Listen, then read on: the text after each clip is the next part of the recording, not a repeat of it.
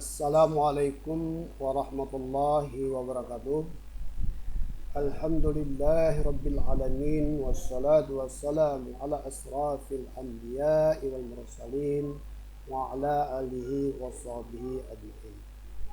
Rabbi shrah li sadri wa yassir li amri wahlul 'uqdatam min lisani yafqahu qawli. Anak-anak sekalian, selamat pagi. Mudah-mudahan kalian semua dalam keadaan sehat dan walafiat dan senantiasa mendapatkan lindungan Allah Subhanahu wa taala. Baiklah anak-anak, kita membahas pelajaran hari ini, kita membahas masih tentang bab haji. Nah, minggu kemarin kita telah membahas tentang haji. Ya, tentunya kalian sudah paham tentang ibadah haji. Nah, anak-anak sekalian, sekali lagi Bapak ingatkan, haji ini adalah suatu kewajiban. Wajib bagi siapa? Tentunya kewajiban bagi orang yang mampu. Jadi kalau seseorang yang sudah mampu untuk melaksanakan haji, maka dia harus melaksanakan haji tersebut. Karena mengapa? Haji merupakan suatu rukun daripada rukun Islam. Kalau rukun berarti yang harus dikerjakan bagi yang mampu. Tidak diwajibkan bagi yang tidak mampu. Kalau tidak mampu tidak diwajibkan, tapi diwajibkan ini di sini bagi yang mampu. Nah, hukum haji itu wajib atau fardu ain. Kalau dia sudah mampu tidak mengerjakan, maka dia berdosa karena dia sudah mampu tapi tidak melaksanakan, maka suatu perbuatan yang dosa. Anak-anak, dari rangka haji ini sendiri merupakan dari sejarah Nabi Ibrahim alaihissalam dengan Ismail. Itu perjalanan haji merupakan jejak daripada apabila Nabi Ibrahim alaihissalam dan diteruskan oleh Nabi Muhammad sallallahu alaihi wasallam. Oke, anak-anak sekalian, kemarin kita telah pernah membahas tentang rukun haji. Tentu kalian sudah masih ingat kan rukun haji ada berapa? Ya, kalau kalian masih ingat, ya alhamdulillah. Mudah-mudahan ini bisa bermanfaat pada kita semua. Baiklah anak-anak, kita teruskan materi kita, yaitu tentang wajib haji. Nah, ini wajib haji. Kemarin kita membahas tentang syarat haji dan rukun haji. Ini wajib haji. Selain mengerjakan rukun haji, kita harus mengerjakan wajib haji. Di samping kita rukun haji, di sini juga ada wajib haji. Wajib haji harus kalian ketahui. Dikatakan wajib haji adalah serangkaian, ingat ya, serangkaian kegiatan yang harus dikerjakan. Apabila ada salah satunya tidak dikerjakan, hajinya tetap sah dan digantikan dengan membayar dan atau menyembelih hewan atau membayar dam ya. Jadi kalau wajib haji ini anak-anak, kalau salah satu dari syarat hajinya enggak kamu kerjakan ya, maka hajinya tetap sah, namun kita harus bayar dam. Dam itu adalah merupakan denda atau untuk menembus dosa. Namun kalau dia rukun haji, ini tidak boleh. Salah satu rangkaian dari rangkaian haji, rukun haji itu apabila kita tidak kita kerjakan salah satu, maka hajinya tidak sah. Walaupun kalian melaksanakan haji di bulan haji, maka hajinya tidak sah alias batal. Terpaksa tahun depan kalian harus haji kembali. Namun kalau dia wajib haji, salah satu yang tidak kamu kerjakan, lalai, maka hajinya tetap sah ya. Hajinya tetap sah, namun kalian harus bayar denda, membayar denda atau menyembelih hewan. Adapun wajib haji sebagai berikut, contoh seperti ini. Ihram dari mikot. Ihram itu masih ingat kemarin pelajaran ihram? Ihram itu adalah berpakaian yang tidak berjahit.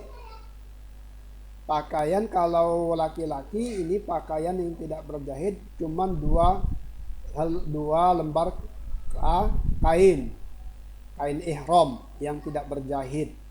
Kita tidak boleh berpakaian pakai peci, itu nggak boleh. Pakai kaos dalam tidak boleh, pakai celana dalam juga tidak boleh. Nah, tidak boleh kita memakai pakaian yang berbentuk yang berjahit. Nah, ihramnya itu batas. Apa ihram? Ihram dari mikot, yaitu batasan waktu dan tempat yang telah ditentukan. Nah, itu batasan tempat start kita. Itu waktu kita untuk berpakaian ihram itu tempat atau waktu yang telah untuk kita yang telah ditentukan. Nah, ketentuan masa mikot zamani, ya, ketentuan masa mikot zamani adalah dari awal bulan Syawal. Ingat, dari bulan awal Syawal sampai terbit fajar hari raya haji. Tanggal berapa? Tanggal 10 haji. Ingat, sekali lagi ihram dari mikot yaitu batasan waktu dan tempat yang telah ditentukan. Itu untuk kalian berihram. Ketentuan masa mikot zamani adalah dari awal bulan Syawal sampai terbit fajar hari raya haji tanggal 10 bulan haji. Nah, sebagaimana Allah telah berfirman, ini dijelaskan di dalam ayat Al-Quran, Al-Hajju ashhurum ma'lumat. Haji itu pada bulan-bulan yang telah dimaklumi. Nah, ya, bulan-bulan yang telah ditentukan, ya. Nah, ketentuan tempat makani, ingatlah ya, Mekah adalah mikot, tempat ihram orang yang tinggal di Mekah. Ini sekali lagi, ketentuan tempat makani Mekah adalah mikot, tempat ihram orang-orang yang tinggal di kota Mekah. Yang kedua, Zulhulaifah pada mikot tempat ihram orang yang datang dari arah Madinah dan negeri-negeri yang sejajar dengan Madinah. Ini Zulhulaifah adalah mikot tempat ihram orang yang datang dari arah Madinah dan negeri-negeri yang sejajar dengan Madinah. Ini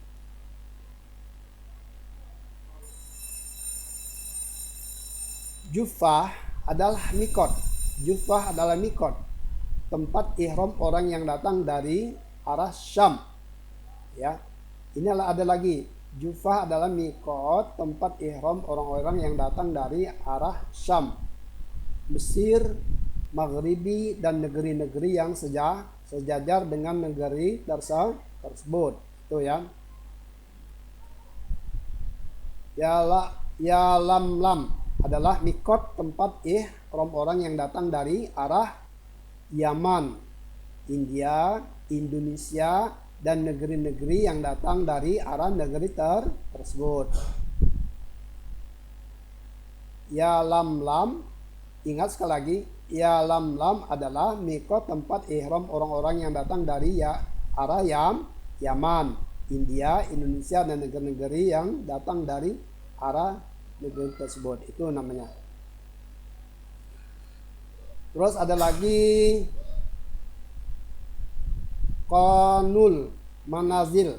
Qanul Manazil adalah mikot, tempat ihram orang yang datang dari arah Najdil, Yaman dan Najdil Hijaz dan negeri-negeri yang datang dari arah negeri tersebut.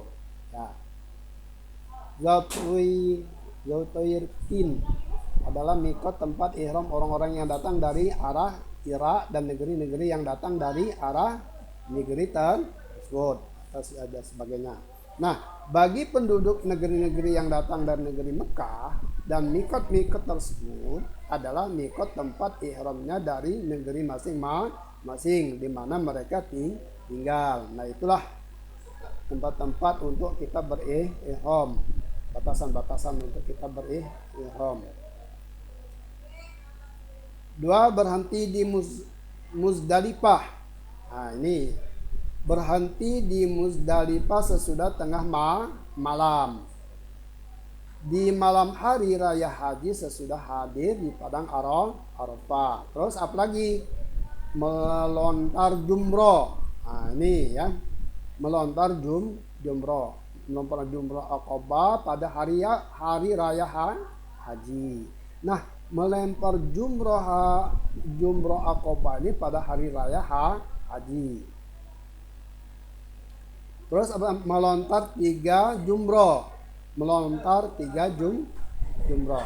Melontar 3 jumroh yaitu jumroh ula, jumroh usta, dan jumroh Aqabah. Nah, pada tanggal 11, 12, 13 bulan haji, melontar jumroh dilaksanakan sesudah tergelincir matahari pada setiap hari raya dan sebanyak 7 kali untuk tiap-tiap jumroh. Itu anak-anak sekalian ya.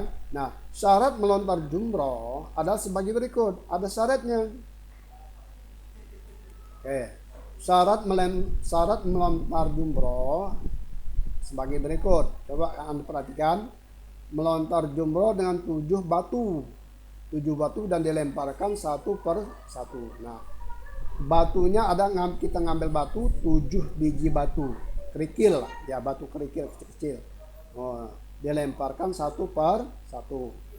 Menertibkan 3 jumroh dimulai dari jumroh ula, jumroh usta, dan terakhir jumroh Aqabah. Nah, alat untuk melempar jumroh adalah batu kecil atau kerikil itu 7.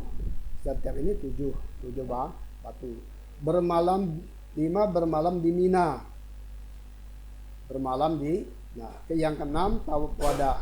Tawaf wada adalah tawaf yang dilaksanakan sewaktu akan meninggalkan Mekah. 7. Tidak melakukan perbuatan yang dilarang atau diharamkan. Inilah rangkaian wajib haji. Oke, bisa dipaham anak-anak sekalian ya? Oke, kalau sudah sepaham. Nah, ada lagi namanya sunnah haji. Nah, sunnah haji adalah serangkaian kegiatan yang apabila dilakukan akan mendapatkan pahala dan apabila tidak dikerjakan tidak mendapatkan dosa. Adapun sunnah haji sebagai berikut. Nah, sunnah haji ini apabila kamu lakukan, kamu akan mendapat pahala yang berlimpah-limpah. Namun kalau apabila kamu tidak kerjakan, tidak juga berdosa. Ini disunahkan. Sayang kalau tidak dikerjakan ya, rugi. Jadi rugi sekali kalau tidak dikerjakan sunnah hajinya. Maka sunnahnya harus kita kerjakan. Adapun sunnah hajinya sebagai berikut. 1. Ifrad. Nah, ifrad itu ihram untuk haji. Ihram dulu, ihram untuk haji dahulu baru umroh. Nah, ingat, membaca talbiyah selama ihram sampai melontar jumroh Aqabah pada hari raya Idul Adha. Contohnya ya, membaca talbiyah itu apa? Labbaik Allahumma labbaik, labbaik la syarika la innal hamda wa ni'mata lak wal mulk la syarika lak. Nah, itu bacaan talbiyah ya. Oke, bisa dipaham? Apa artinya? Ya Allah, saya tetap tunduk mengikuti perintahmu, tidak ada sekutu bagimu, sesungguhnya segala puji dan nikmat bagimu, dan engkaulah yang menguasai segala sesuatu yang tidak ada yang mengikuti kekuasaanmu. Nah, itu bacaan-bacaan talbiyah ini disunahkan ya, sunnah haji. Terus berdoa sesudah membaca talbiyah. Sudah kalian baca talbiyah itu silakan kamu membaca doa. Silakan munajat kamu apa. Kalau kita nggak hafal doanya, bacalah Rabbana atina fid dunya hasanah wa fil akhirati wa qina azabannar sebanyak-banyak mungkin. Membaca zikir sewaktu tawaf ya. Waktu kalian tawaf itu kalian berzikir kepada Allah. Zikirnya itu nggak usah banyak-banyak, jangan berkeluarkan suara. Zikir itu cukup dalam hati saja. Salat 2 rakaat sudah tawaf. Nah, sudah kalian tawaf, kamu dianjurkan untuk melaksanakan salat sunat 2 rakaat. Masuk ke Ka'bah. Nah, itu Ka'bah itu tempatnya di Mekah. Masuk daerah Mekah. Nah, oke. Nah, sekarang ada yang namanya larangan haji. Nah, berikut ini adalah hal-hal yang tidak boleh dilakukan selama melaksanakan haji. Ini harus kalian pahami, siapa tahu nanti suatu saat kalian menunaikan haji. Maka ada larangan-larangan yang harus kamu patuhi di dalam melaksanakan haji. Satu, pertama, bagi laki-laki memakai pakaian yang berjahit. Ini bagi laki-laki yang larangan untuk berhaji bagi laki-laki. Pertama, memakai pakaian yang berjahit, baik jahitan biasa, sulaman, dan atau diikat dengan kedua ujungnya. Itu nggak boleh, itu untuk laki-laki. Yang kedua, menutup kepala kecuali sesuatu yang hal, maka dibolehkan, akan tetapi harus membayar dam. Menutup kepala kecuali sesuatu yang hal, yang maka dibolehkan, akan tetapi harus membayar dam. Inilah di antara larangan-larangan haji. Oke, bisa dipaham? Untuk perempuan, bagi perempuan menutup muka dan kedua telapak tangan. Ini larangan bagi perempuan, menutup muka dan telapak tangan atau bercadar. Nggak boleh cadarnya, kalau yang perempuan yang suka bercadar, maka cadarnya harus dilepas dulu. Nah, menutup muka dan kedua telapak tangan. Apabila keadaan mendesak, ya boleh menutupnya, tapi harus bayar fidyah. Nah, itu bisa dipaham ya. Larangan bagi laki-laki dan perempuan. Larangan laki-laki dan perempuan. Salah satunya memakai wangi-wangian, baik dipakainya pada badan atau pada pakaian, nggak boleh. Ya. Menghilangkan rambut atau bulu badan yang lainnya, termasuk memakai minyak rambut itu tidak dilarang, tidak boleh. Memotong kuku pada waktu itu nggak dibolehkan, dilarang.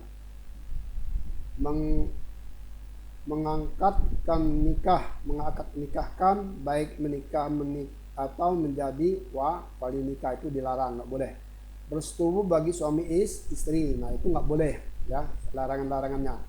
Berburu dan membunuh binatang darat yang liar dan halal dimakan, itu juga tidak boleh. Inilah larangan-larangan yang harus kalian pahami, harus kalian ketahui ya. Oke, baiklah anak-anak sekalian, untuk materi kita hari ini mungkin Bapak cukupkan sampai di sini dulu. Insya Allah nanti masih banyak materi tentang haji dan umroh ini untuk kita bahas. Mudah-mudahan minggu depan kita teruskan materi tersebut. Oke, untuk ini anak-anak Bapak berikan tugas untuk kalian ya. Berikan tugas, sekali lagi ini tugas kalian coba membuat cerita tentang perjalanan haji, pelaksanaan haji, membuat cerita kisah peristiwa perjalanan haji. Silakan kamu buat di buku kertas, kasih nama kelas. Sekali lagi ini tugasmu, kamu kerjakan di rumah, di kertas folio, boleh kasih nama kelas, membuat cerita tentang pelaksanaan ibadah haji. Oke, bisa dipaham? Oke, kalau bisa dipaham. Mungkin saya cukupkan dulu sampai di sini. Sekian dulu. Assalamualaikum warahmatullahi wabarakatuh.